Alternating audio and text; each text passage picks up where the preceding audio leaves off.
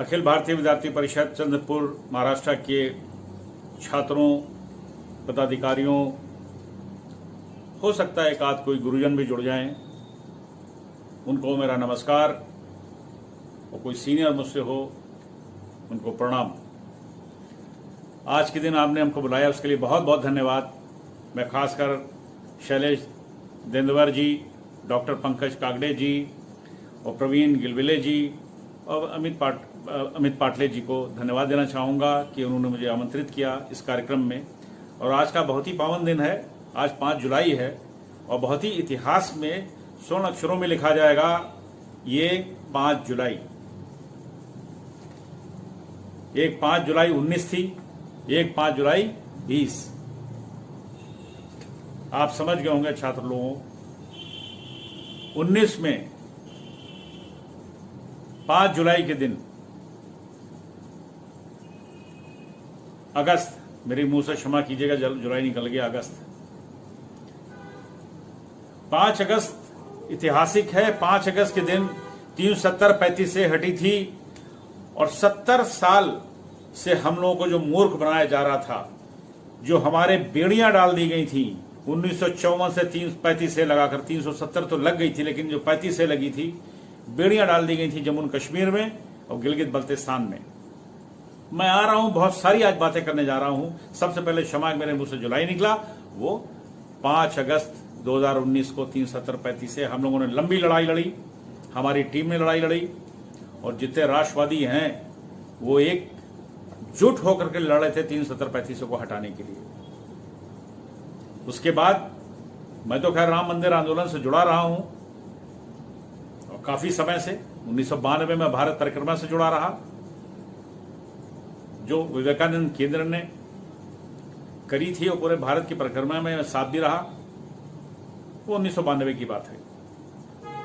उसी तरह मैं राम मंदिर आंदोलन से जुड़ा था जब हमारे गुरु स्वर्गीय परमहंस रामचंद्र दास जी हुआ करते थे और राम जन्मभूमि न्यास के अध्यक्ष थे। मेरा सानिध्य राम है, साथ रहता था उनके, और काफी हम उसमें काम कर रहे थे उस समय। और ये 5 अगस्त 2020 में राम मंदिर का निर्माण शुरू हुआ आज ही के दिन, 1 साल आज पूरा हो रहा है। कितनी लंबी लड़ाई लड़ी गई। मैं तो कहता हूं, और मेरी कई एक वीडियो मिल जाएंगी अगर आप देखेंगे, कि मैंने ये बात 10 साल पहले भी कही थी, 15 साल पहले भी कही थी, और भी बीच में भी मैंने कही थी कि मैं उन लोगों से कहता था जो राम मंदिर के ऊपर अपना दावा करते थे, उन मुसलमानों से मैं कहता था कि भाई आपको अगर कोर्ट कचहरी का फैसला सुनना है, कोर्ट कचहरी की बात माननी है, तो सद्भावपूर्ण वातावरण के अंदर आप हिंदू भाइयों को, वो स्थान को, राम जन्मभूमि को क्यों नहीं दे देते हैं? अगर आपके शरिया आड़े नहीं आ रही है, शरिया आड़े इनके नहीं आ रही थी, दे सकते थे। अगर ये देते तो अमर हो जाते। फिर इनको प्रस्ताव दिया गया था 2004 में, मैं उसमें था शामिल, कि सरयू के पार 150 एकड़ ले लीजिए, मस्जिद वहां बना लीजिए, जामिया वहां बना लीजिए, लेकिन ये अड़े रहे, नहीं नहीं नहीं नहीं, हम तो यहीं बनाएंगे। आप देखिए, करोड़ों हिंदुओं की आस्था जुड़ी हो जिससे, आप लोग अड़ जाइए कि नहीं हम ये जमीन लेंगे। उनको रत्ती भर भी ख्याल नहीं आया कि करोड़ों हिंदुओं की आस्था श्री राम के ऊपर, और आप कोर्ट कचहरी में जा रहे हैं। मैंने उनसे कहा था कि अगर आप केस हार जाइएगा तो मंदिर बनने देंगे? कहने देखा जाएगा। हमने कहा जीत जाइएगा मस्जिद बनाएंगे? तो उनके पास जवाब नहीं था। मैं कट शॉर्ट करता हूं, जो आज का टॉपिक है मैं उसके ऊपर आ रहा हूं। मैंने शुरुआत करी है उस पावन दिवस की, 5 अगस्त 2019, 370-35 से हटी। जम्मू कश्मीर के अंदर जो लोगों ने आतंक मचा रखा था, तांडव कर रखा था, वो एक झटके में खत्म कर दिया गया, एक झटके में खत्म कर दिया गया। और फिर ये 5 अगस्त 2020 को शांतिपूर्ण ढंग से मंदिर का निर्माण शुरू हो गया।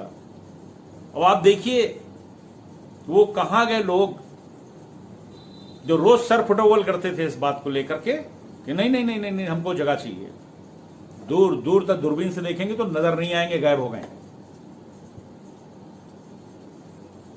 और वहां पे विशाल मंदिर का निर्माण हो रहा। मैं माननीय प्रधानमंत्री श्री मोदी जी ने उसकी नींव रख दी और शुरू हो गया। तो आप तो हमको हजारों साल से, हजारों, हाँ कह सकते हैं 1000 साल तो कह ही सकते हैं कि हमको आप लोगों ने एक तरह से ब्लैकमेल करना शुरू कर दिया था, हमारे इतिहास को बदलना शुरू कर दिया था, हमारे आस्थाओं पर आप चोट पहुंचाते थे, हमारी परंपराओं के अंदर आप दखल देते थे जो चली आ रही थी सनातनी परंपराएं। बहुत से लोगों को अजीब से लगता है यार कैप्टन रिजवी सनातन की बात कैसे कहते हैं, कैप्टन रिजवी राम मंदिर की बात कैसे कहते हैं, कैप्टन रिजवी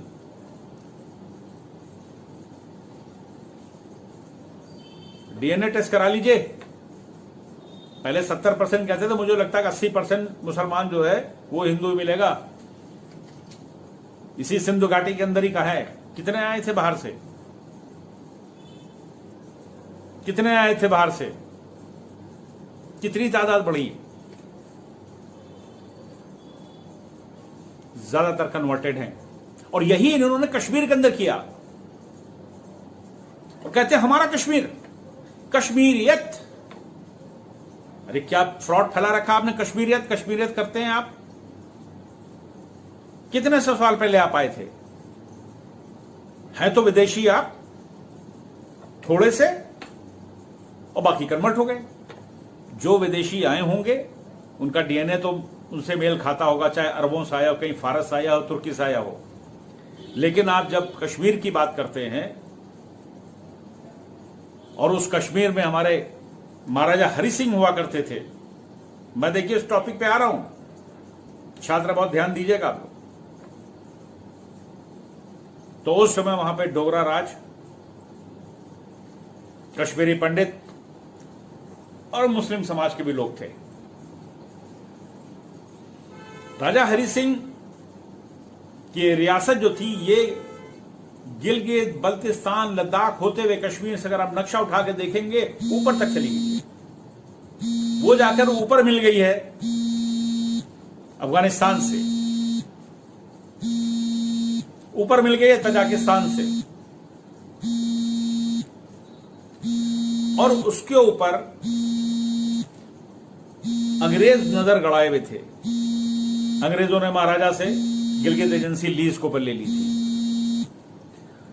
और लीज पे लेने की कारण यह था कि उनको कोई जगह अच्छी नहीं लगती थी, इसलिए कि वहां पर मिनरल रिच थी। दूसरी, उस पीरियड के अंदर ब्रिटिश टाइम में, सेकेंड वर्ल्ड वॉर से पहले और भी पहले आइए फर्स्ट वर्ल्ड वॉर के बाद, वो एरिया मिलिट्री स्ट्रेटेजिकली बहुत ही इंपॉर्टेंट था गिलगित का, जो रशिया से मिलता था।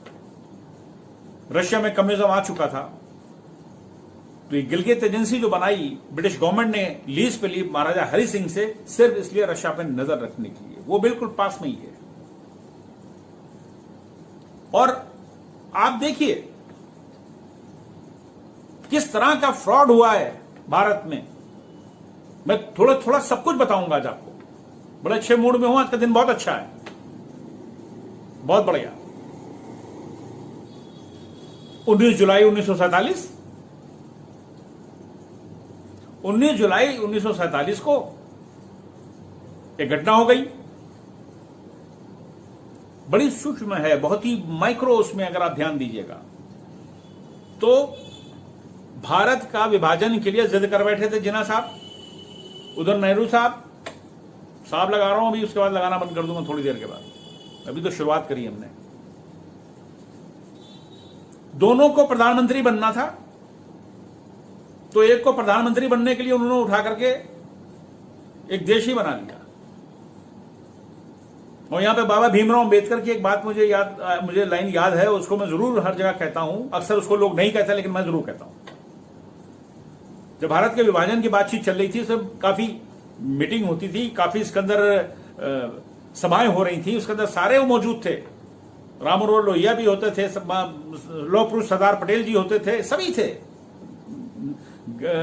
नेहरू होते थे, जिन्ना थे, और कौन कौन थे, वो लियाकत अली खान थे, ये सारे हुआ करते थे। तो जिन्ना को ये था कि साहब वो हम बनेंगे प्राइम मिनिस्टर। वो जवाहरलाल नेहरू को कहां बर्दाश्त था कि उनको बनाएंगे प्रधानमंत्री? बहस छिड़ गई। तो कुछ मुस्लिम महाराजा थे, कुछ मुस्लिम राजा थे जो सपोर्ट कर रहे थे जिन्ना को। कई रियासतें थी उत्तर प्रदेश की भी जो सपोर्ट कर रही थी जिन्ना को। जिन्ना ने कहा कि भाई हम अलग, मुसलमानों के लिए अलग लेंगे, देश हम लेंगे और हम अलग हो जाएंगे।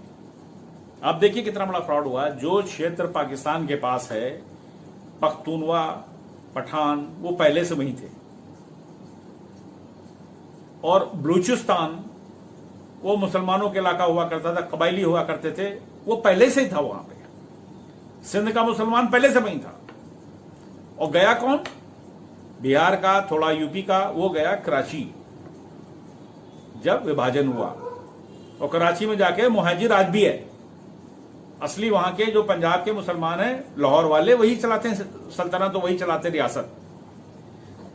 बाबा साहब ने बात कही थी और इन सबके बीच में कही थी कि जिन्ना को अगर इतना जिद है कि हम मुसलमानों के लिए देश लेंगे, अगर धर्म के ऊपर अगर विभाजन देश का होगा तो एक भी मुसलमान भारत के अंदर दिखना नहीं चाहिए। क्या बात कही थी, देखिए बात, क्या बात कही थी बाबा साहब भीमराव अम्बेडकर ने। वो उन्हीं के अनुयायी बहुत सारे हैं जो मुसलमानों को गोद में लेके कंधे बैठा करके वोट मांगने जाते हैं। बहुत सी पार्टियां बनी उनको लेकर के, उनकी फोटो लगाती हैं। और मुसलमान जो है बड़ा मूर्ख है। वो इस तरह का मूर्ख है कि कौवे ने कहा कि जब कौवा नाक ले गया तो कौवे पीछे भाग रहे, नाक छू के नहीं देख रहे हैं। आज से नहीं है, डीएनए के अंदर है ये।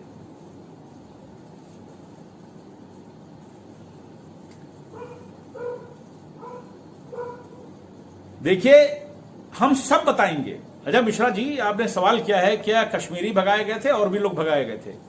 कश्मीरी भी भगाए गए थे, डोगरा भी भगाए गए थे, मेनली वहां से हिंदू ही भगाए गए थे। डोगरा काफी थे तादाद में, सिख भी थे, वो भी भगाए गए थे। ये मेरा स्टेटमेंट नहीं है, ये पूरा रिकॉर्डेड है। मैं टॉपिक अभी चेंज नहीं करना चाह रहा हूं। आपका मैंने सवाल पूछा इसलिए मैंने आपको जवाब दे दिया है अजय मिश्रा जी आपको। तो कश्मीर का जब मामला आया, जैसा विभाजन हो गया, तो 19 जुलाई फिर आ रहा हूं मैं, अच्छे मूड में हूं, मैं लंबी बात करने जा रहा हूं। 19 जुलाई को एक घटना घटित हुई, वो ये थी कि लॉर्ड माउंटबेटन और जवाहरलाल नेहरू और वो कांग्रेसी लीडर उस पीरियड के नेता, सो कॉल्ड फ्रीडम फाइटर,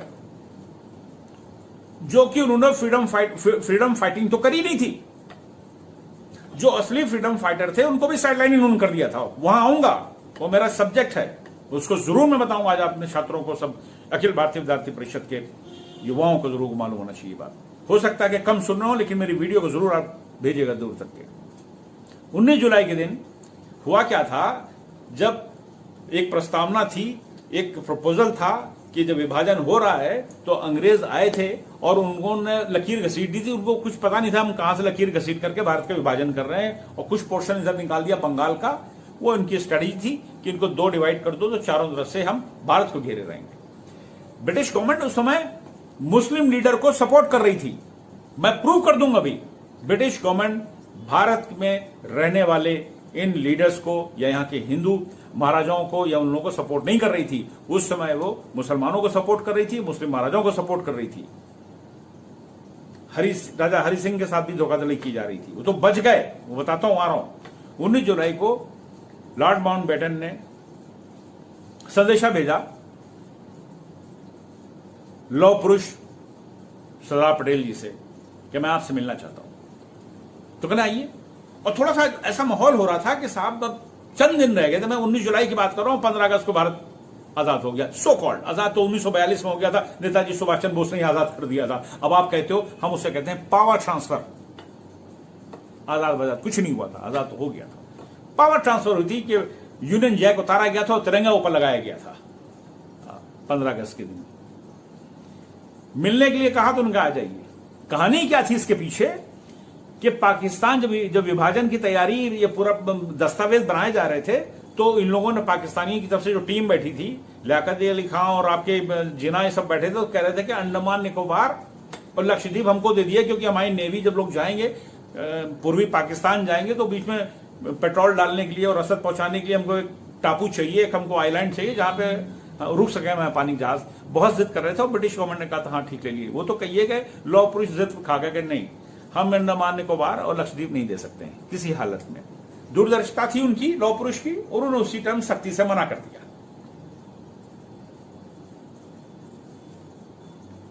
हुआ ये कि किसी ने लॉर्ड माउंटबेटन से कह दिया कि आप जिनसे मिलने जा रहे हैं, किस लिए जा रहे हैं हमको नहीं पता, लेकिन अभी आपको अपोज किया था और अंडमान निकोबार इन्होंने जिद करके ले लिया है, भारत ने भारत के साथ रहेगा, लक्षद्वीप भी भारत के साथ रहेगा, इनसे ना मिलिए।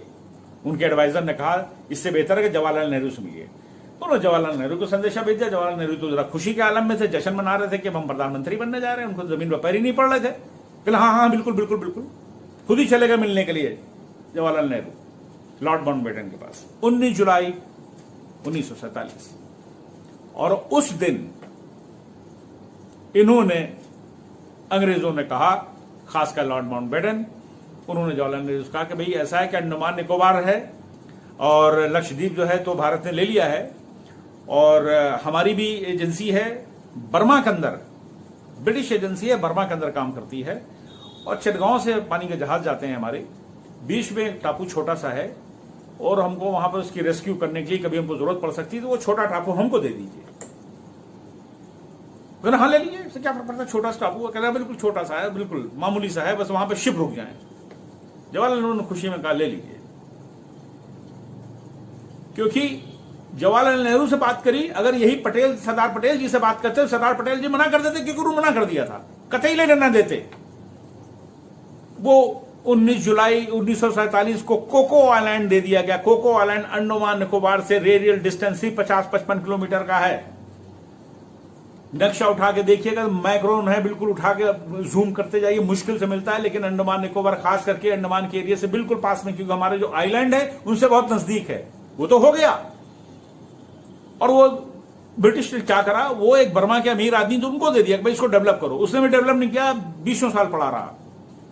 1992 में बर्मा गवर्नमेंट ने, क्योंकि वहां पे कम्युनिस्ट रजीम है, 1992 में चाइना को किराए पे दे दिया, लीज पे दे दिया कोको आइलैंड। मेरी एक वीडियो है, आप ढूंढ लीजिएगा, उस पर मिल जाएगा, एनिमी एट द गेट। और वो 92 में दिया है। अभी इस समय उन्होंने अपना मिलिट्री का बेस बना दिया है चाइना ने, वहां पे वो रडार लगा रखे हैं जो श्रीहरिकोटा से हमारे रॉकेट जाते हैं, जो हमारा स्पेस रिसर्च का प्रोग्राम है उसको वॉच करते हैं, क्योंकि जो उन्होंने एंट्रांस लगाए, जो रडार लगाए हैं, बहुत ही हाई फ्रिक्वेंसी के, बहुत हाई क्लास के हैं, क्योंकि वहां की जो लैंड है कम से कम 300 फीट ऊपर है, उन्होंने वहां पर लगा दिए और पूरे बे ऑफ बंगाल के ऊपर नजर रख रहे हैं। जरा सी जवाहरलाल नेहरू की गलती ने दुश्मन को लाकर हमारे सीने पर बैठा दिया है। हम उस पर बिल्कुल नहीं, और ये मीडिया भी आपको नहीं बताता है। कोको आइलैंड है, कोको आइलैंड, सर्च करिए इसको। इस तरह की गलतियां करते रहे, ब्लंडर करते रहे। पूछिए मत उन्होंने क्या किया। इसी तरह आ रहा हूं कश्मीर के ऊपर, आ रहा हूं गिलगित बल्तिस्तान के ऊपर। अरे वो तो कहिए, ये राजा हरि सिंह को ऐसे अपने कॉन्फिडेंस में ले रखा था ये जिना ने और वहां के पाकिस्तानी हुक्मरानों ने उस समय कि साहब आप अपनी रियासत चलते रहिएगा, आप पाकिस्तान भारत के साथ न जाइए। राजा हरि सिंह डामाडोल हो गए थे। अक्टूबर का महीना आ गया, देश का विभाजन हो गया, पावर ट्रांसफर हो गई अक्टूबर के महीने में, और वो बात करने को राजी नहीं थे। जवाहरलाल नेहरू अपने संदेशा भेजते थे, वो सुनने को तैयार नहीं थे। उनका यही था कि भाई अगर भारत से हमारा विलय हो जाएगा तो हमारी जो रियासत इतनी बड़ी पड़ी है वो तो हम चला नहीं पाएंगे। दूसरी चीज, हम जो है हम पाकिस्तान के साथ जाना चाहते हैं, क्योंकि लाहौर एयरपोर्ट हमारे बहुत नजदीक है, वो हमारे आने जाने का साधन है। ये हुआ है, ये आपको नहीं मालूम होगा, जान लीजिए, नोट कर लिए मेरी वीडियो को, अपने रिकॉर्ड करके रखिएगा। और वो बात करने को तैयार नहीं हो रहे थे, जबकि आपके कांग्रेस के लीडर या दूसरे लोग, मैं इस टाइम क्या पार्टी की बात करूं, जो सच है सच बता रहा हूं, जिसको आग लगे लगती रहे, मेरे को फर्क नहीं पड़ता है। वो आज कहते हैं कि वो सब नेहरू ने जो भारत में विलय करा लिया, नेहरू से तो बात करने को तैयार नहीं थे महाराजा हरि सिंह, और वो चक्कर में आ गए थे पाकिस्तान के हुक्मरानों के कि आप अपनी रियासत ऐसे ही चलाते रहिएगा, आपको विलय करने की जरूरत नहीं है, आपका दर्जा वही रहेगा, हम हदें खींच देंगे, आप भारत से अलग हो जाएंगे। चकमा दे रहे थे। जब समझ में नहीं आया है सरदार पटेल जी को कि भाई इन लोगों के बस का नहीं है, सरदार पटेल जी ने संदेशा भेजा कहीं, वो संदेशा गया हमारे, मेरे लिए उनके लिए श्रद्धा सुमन नमन करता हूं, स्वर्गीय माधव सदाशिव गोलवालकर जी, जिनको गुरु जी कहा जाता था, कि मैं आपसे मिलना चाहता हूं। गुरु गोलवालकर जी उस समय सरसंघचालक हुआ करते थे, गांव गांव घूमते फिर रहे थे, और उन्होंने पूरे भारत में जाके जन आंदोलन खड़ा कर दिया था कि भारत का विभाजन नहीं होना चाहिए। गुरु गोलवालकर जी को बुलाया, वो आए दिल्ली में मिनिस्ट्री में मिलने को। ये तारीख थी 12 अक्टूबर, नोट कर लीजिएगा ब्रदर, 12 अक्टूबर 1947। आप लोगों ने टॉपिक कश्मीर गिलगित बल्तिस्तान का रखा है, तो मुझे आपको सब घटनाएं तारीखें बताना बहुत जरूरी आवश्यक है, हमारे छात्रों को खास करके। हो सकता है मैं प्रोफेसर कुछ सुन रहे हो तो भी उसका क्रॉस चेक कर सकते हैं आप इस सच्चाई को। ये सच्चाई है, आर्काइव के अंदर रिकॉर्डेड है, उनका आना भी रिकॉर्डेड है मंत्रालय के अंदर। जब आए मिलने के लिए तो सरदार पटेल जी ने उनसे कहा कि देखिए 2 महीने गुजर गए हैं, भारत के विभाजन हुए और कश्मीर का फैसला नहीं हो पा रहा है, और कोशिश की जा रही है, लेकिन महाराजा जो मन बना बैठे हैं कि पाकिस्तान के साथ जाने के लिए, ये शब्द थे उनके, मन बना रखा है पाकिस्तान जाने के लिए, और आप हिंदुओं में आपकी बहुत अच्छी वो है, आपका सम्मान है, आपकी बात मानी आती है, और मेरी आपसे एक प्रार्थना है कि आप अगर चले जाएं और महाराजा हरि सिंह को थोड़ा सा समझाएं तो शायद आपकी बात वो मान लेंगे। क्या वो पर्सनालिटी थी, टावरिंग पर्सनालिटी, आप देखिए क्या सोच हुआ करती थी, उस दौर की बात है। गुरुजी का मैं कोशिश करता हूं, तो सरदार पटेल जी ने कहा ये होना चाहिए गुरुजी, ठीक है। गुरुजी चल पड़े वहां से, 18 तारीख को पहुंच गए महाराजा के पास। महाराज जी का उस समय प्रवास जम्मू हुआ करता था, उस समय 18, क्योंकि ये चल रहा था, अगर ये श्रीनगर चल जाते तो वहां से कम्युनिकेशन ना हो पाता, जम्मू में थे बेस्ड, उनका प्रवास उस समय जम्मू में था, उनका पैलेस में। गुरु जी को जानते सभी थे, इनको सम्मान किया गया, उनको बुलाया गया, आए ट्रेन से गए थे। 18 अक्टूबर 1947 को गुरु गोलवालकर जी की भेंट हुई महाराजा हरि सिंह से, 2 दिन तक ये मंत्रणा होती रही। गुरुजी उनको समझाते रहे। गुरुजी ने उनसे कहा कि आप हिंदू स्टेट है, हिंदू बहुल क्षेत्र है, अगर आप पाकिस्तान के साथ चले जाएंगे तो अनर्थ हो जाएगा, ऐसा ना करें। आप देख नहीं रहे वहां से ट्रेनें कैसे भर भर के पाकिस्तान से आ रही हैं, लोग कटे पटे सिख भी हिंदू भी वहां से आ रहे हैं, आपको सब पता है, खबर आपको है, आप ऐसा ना करिए। 2 दिन में गुरु गोलवालकर जी ने महाराजा हरि सिंह को तैयार कर लिया।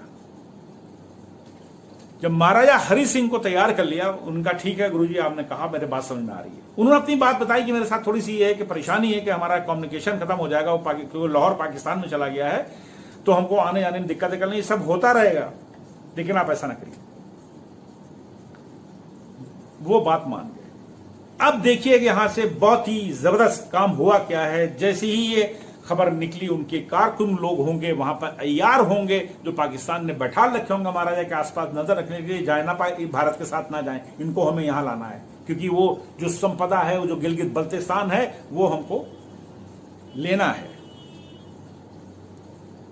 ये खबर पाकिस्तान पहुंच गई कि 20 तारीख को उन्होंने फैसला किया महाराजा ने कि हम भारत के साथ जा रहे हैं, भारत के साथ विलय होगा, और वो सूचना पाकिस्तान पहुंच गई 20 तारीख को।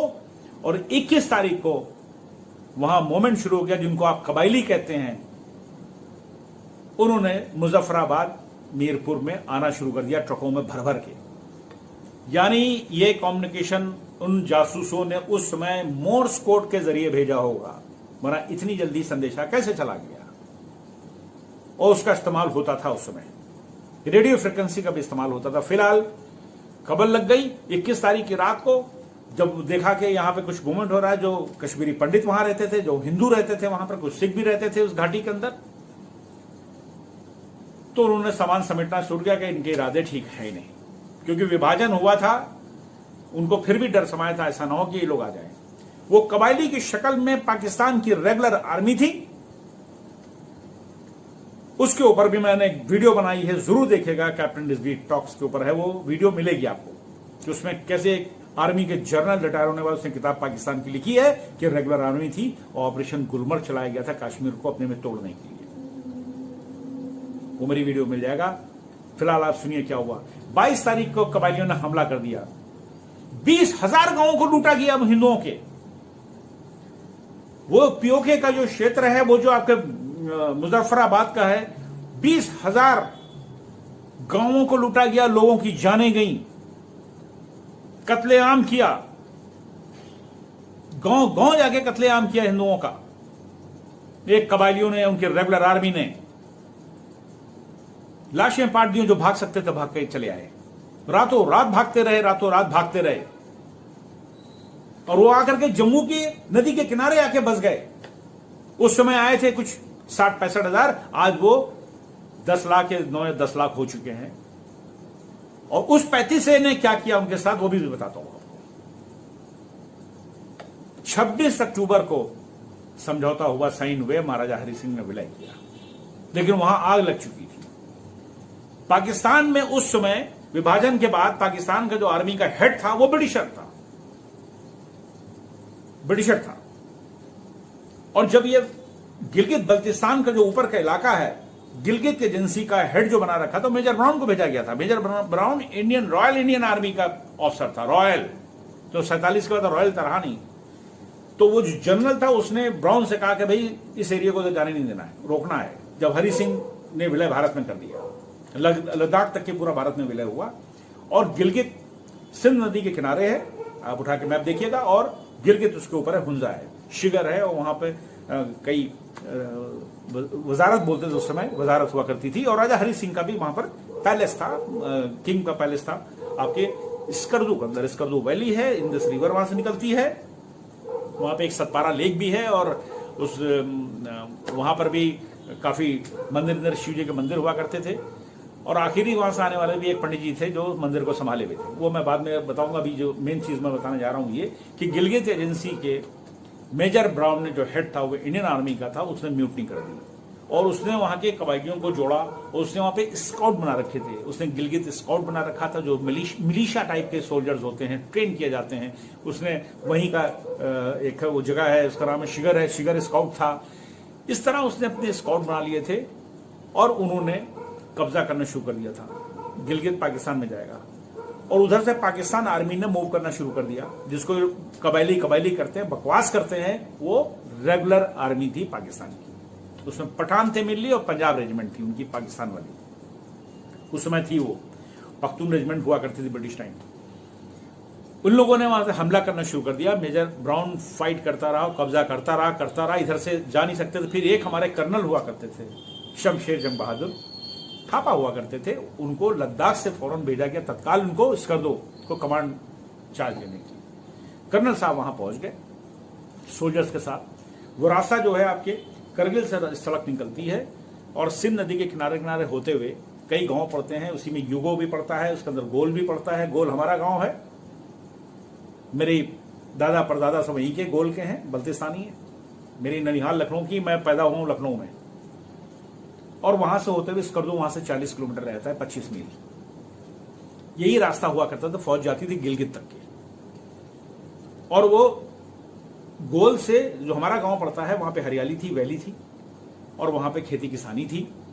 वहां पे बुद्धिस्ट पगोड़ा हुआ करते थे, बुद्धिस्ट भी थे वहां पर, मिली जुली वहां पर थी। और वहां पर महाराजा हरि सिंह की बहुत इज्जत थी, स्कर्दू वैली के अंदर उनकी बहुत इज्जत थी। महाराजा ने वहां पे काम बहुत किया था।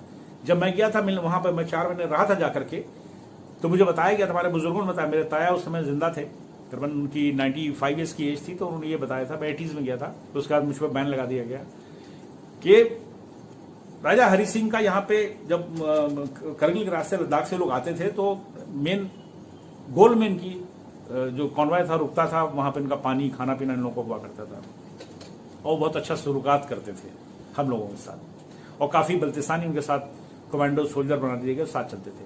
फिलहाल मेजर ब्राउन ने जब बल्तिस्तान पे हमला किया, उसको कब्जा करने के लिए गिलगित से आया वो, आप विश्वास करिए 8 महीने तक के उन्होंने होल्ड कर रखा बल्तिस्तानियों ने, आखिरी सोल्जर तक को कर्नल के अंडर कमांड। जो भारतीय सेना के हमारे कुछ डोगरा भी थे उनके साथ, कुछ सिख भी थे, लड़ते लड़ते शहीद होते रहे। और वो जो किला बना हुआ है, अगर आप जाइएगा देखिए, गूगल सर्च में डालिए स्कर्दू फोर्ट, तो आपको उसके ऐसे आधे आर्च में घूमती हुई आपको सिंध नदी मिलेगी, बीच में से खड़ा हुआ है। बल्तिस्तानी उनके साथ लड़ते रहे, पाकिस्तानी कबीलों से भी लड़े और मेजर ब्राउन की आर्मी के साथ भी लड़ते रहे। यह हाल हो गया था 13 दिन तक के वो किला अंदर सी, जरा उनका पीछे रसा के साथ पीछे से नहीं आ पा रही थी। कर्नल साहब अकेले बच गए थे, एक सोल्जर बचा था, हिंदू सोल्जर था, बाकी उनके सब बल्तिस्तानी सोल्जर थे जो फाइट कर रहे थे। 13 दिन तक के बिना खाना पीना रहे, किस तरह लड़े होंगे उनके हम आप बता नहीं सकते, वो इतिहास था। 8 महीने लग गए, जबकि उन्होंने सब जगह कब्जा कर लिया था, लेकिन बल्तिस्तानियों पे कब्जा नहीं कर पाए। बल्तिस्तानियों की कौम जो है वो वफादार रही है, ये मैं बता दूं इस चीज को। एक तो वो शिया कम्युनिटी है, 97% शिया होते हैं वहां पर गिलगित बल्तिस्तान में, आज भी हैं। और उस यहां पर है बल्तिस्तानी, भारत के अंदर है, 25,000 की हमारी आबादी है। आपके नुब्रा के अंदर है, करगिल में है, और पिथौरागढ़ में है, और आपके नैनीताल में है, देहरादून में ज्यादा बसे हुए हैं बल्तिस्तानी। उनको आमतौर पे आप आम मुसलमान समझ बैठते हो, बल्तिस्तानी। लैंग्वेज अलग है, रहन सहन अलग, कल्चर अलग है, बोली भी अलग है, क्योंकि काफी इन्फ्लुएंस हमारी तिब्बतन लैंग्वेज से, तिब्बतन कल्चर से बहुत इन्फ्लुएंस है, खान पान भी तिब्बतन जैसा है। वो कर्नल साहब घायल हो गए, उनको बचा के लाया गया और उनके फौजी उनका पीछा कर रहे थे, पाकिस्तान आर्मी की रेगुलर आर्मी और उनकी मेजर ब्राउन की फौज पीछा कर रही थी। और वो जो स्कर्दू और गोल के बीच के इलाका नर्थंग बोलते हैं, डेजर्ट का दिया, रॉकी डेजर्ट है, सूखा है और बहुत ही दुर्दांत इलाका है, वहां पर फाइट हुई। बचकर आ गए, गोलमन को रखा गया। वहां से फिर ये जब पीछे से मदद गई तो ये भारत आ गए।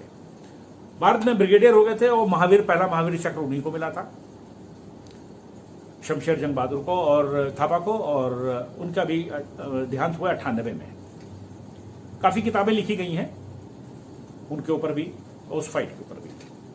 और आज के जो हालात हैं, मैं आ रहा हूं आज का जो टॉपिक हमारा है, मैंने आपको कश्मीर की बता दी कि अब देखिए कश्मीर के अंदर जब 35 से लगी थी, मैं गिलगित बल्तिस्तान को फिर आऊंगा क्योंकि मैं कश्मीर पर लौट रहा हूं, खासकर इसलिए लौट रहा हूं कि 35 से आपको पता है, सबको 35 से क्या पता है, स्पेशल दर्जा दिया गया था।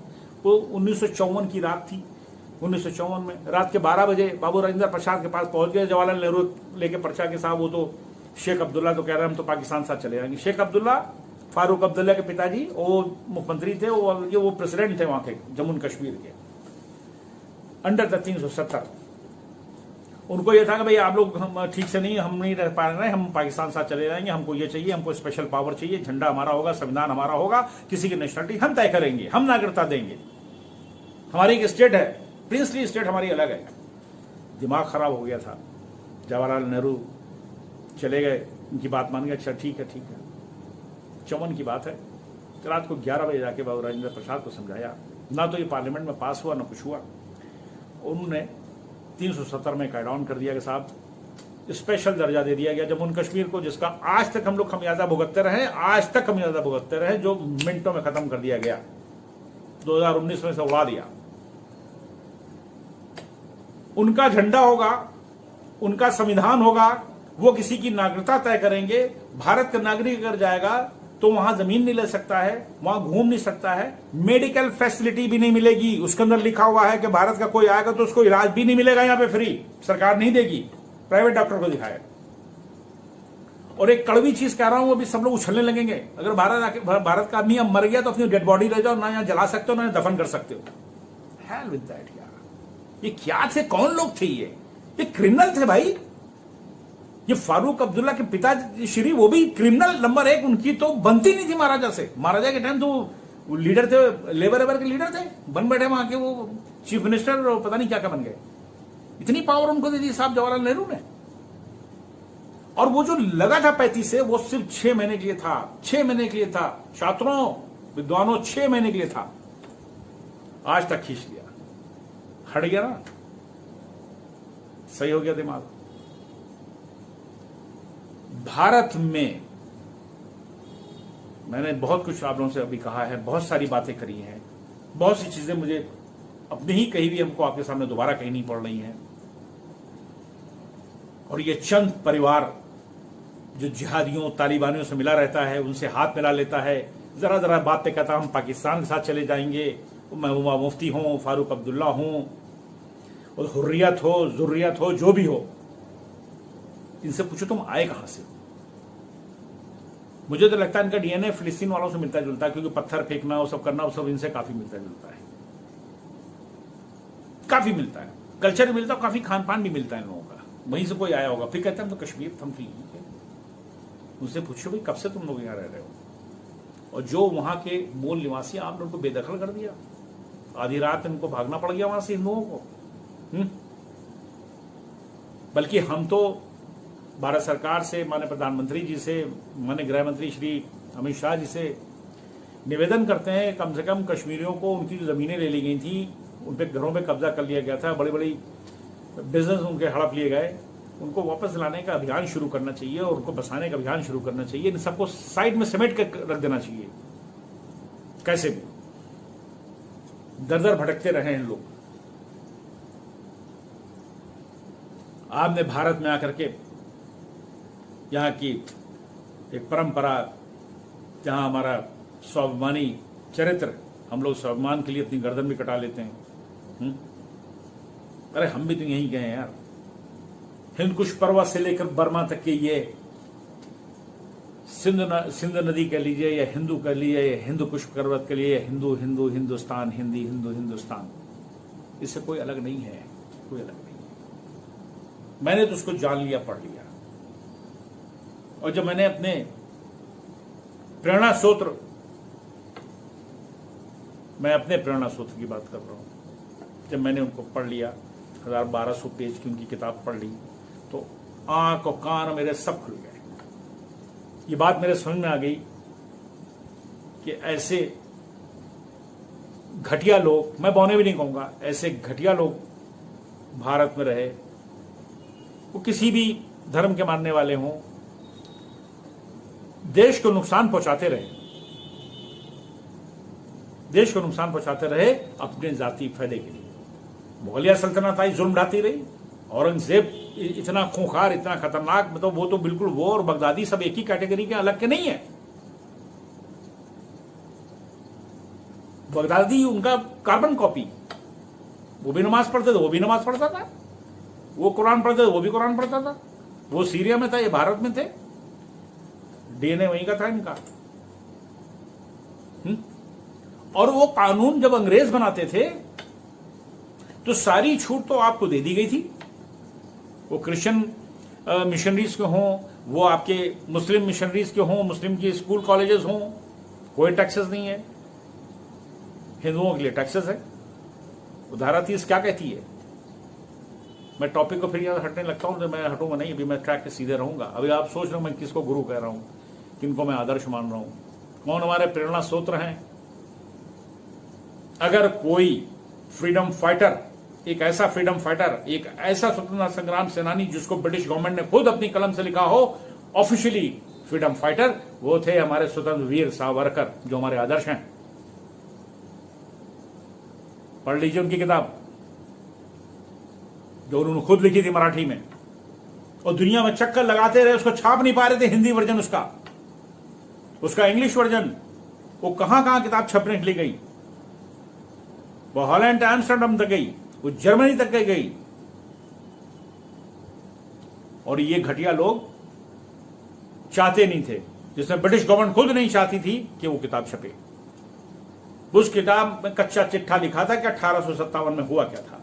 वो गदर नहीं था, वो पहली स्वतंत्रता संग्राम से युद्ध था, स्वतंत्रता के लिए लड़ाई लड़ी थी, फर्स्ट वॉर ऑफ इंडिपेंडेंस। ये किताब है उनकी, वीर सावरकर जी की।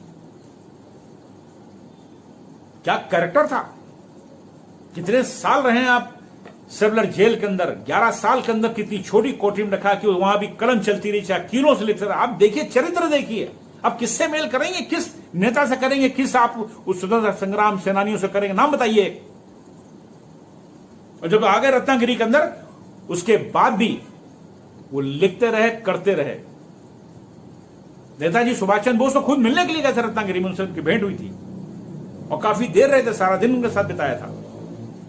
और वीर सावरकर जी ने कहा था नेताजी सुभाष चंद्र बोस से कि जो आपका जो ये युद्ध है, ये जो आपका आंदोलन है अंग्रेजों के खिलाफ, ये यहां से नहीं हो पाएगा, आपको नुकसान हो जाएगा, आपको बाहर से लड़ाई लड़नी पड़ेगी।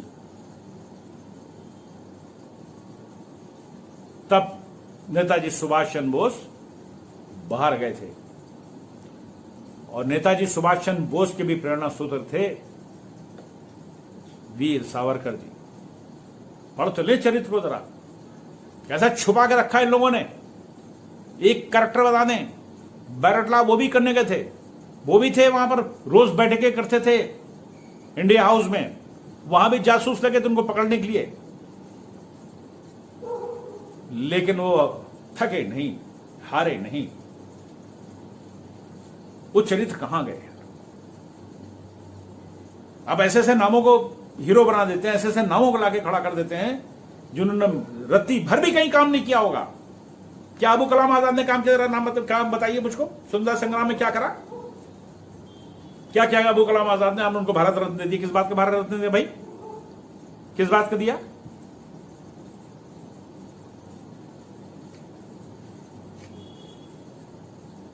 हमारा तो मिशन है कि वीर सावरकर जी को भारत रत्न दिया जाए। गिलगित बल्तिस्तान पीओके को भारत में विलय करना अति आवश्यक है, जितनी जल्दी हो सके। भारत सरकार को यह सरकार कर सकती है, सिर्फ इस सरकार में दम है जो 800,000 साल के बाद इस तरह से हुकूमत चल रही है, वही कर सकती है, कोई नहीं कर सकता है। ये सिर्फ दम कम आज की सरकार में है। माननीय प्रधानमंत्री की ताकत उनकी इतनी है, इतनी विल पावर है उनकी कि वही फैसले ले सकते हैं, वही कर सकते हैं। वैसे हमारी फोर्सेस हैं, वो भी कर सकते हैं। बात बहुत लंबी हो गई है मित्रों, पता नहीं मैं आज क्या बोल रहा हूं। आज का दिन ऐसा ही है, 5 अगस्त जो है जुड़ गया, ठप्पा लग गया है। ये ऐतिहासिक है, पूरे हजारों साल तक के याद रखा जाएगा। ये मंदिर का निर्माण शुरू हुआ, 1 साल की बात है। वो जो जुल्म ढाया था कश्मीरियों का, वो खत्म किया गया, 2 साल की बात है। बस बहुत मन भरा हुआ है, बहुत सारी चीजें हैं, आप लोगों से बात करूं। मैं समझता हूं कि मैंने आज बहुत बोला है, बहुत सारे टॉपिक, बहुत सारी चीजें आप लोगों के बीच में रखी हैं। कहीं पे त्रुटि हो उसके लिए मैं क्षमा चाहूंगा। आप लोगों में, छात्रों में काफी ज्ञानी भी होंगे। मैं भारतीय हूं और मेरी आखिरी सांसें देश के लिए। आप लोगों का बहुत बहुत धन्यवाद, मुझे सुनने का बहुत बहुत धन्यवाद। जय हिंद, वंदे मातरम।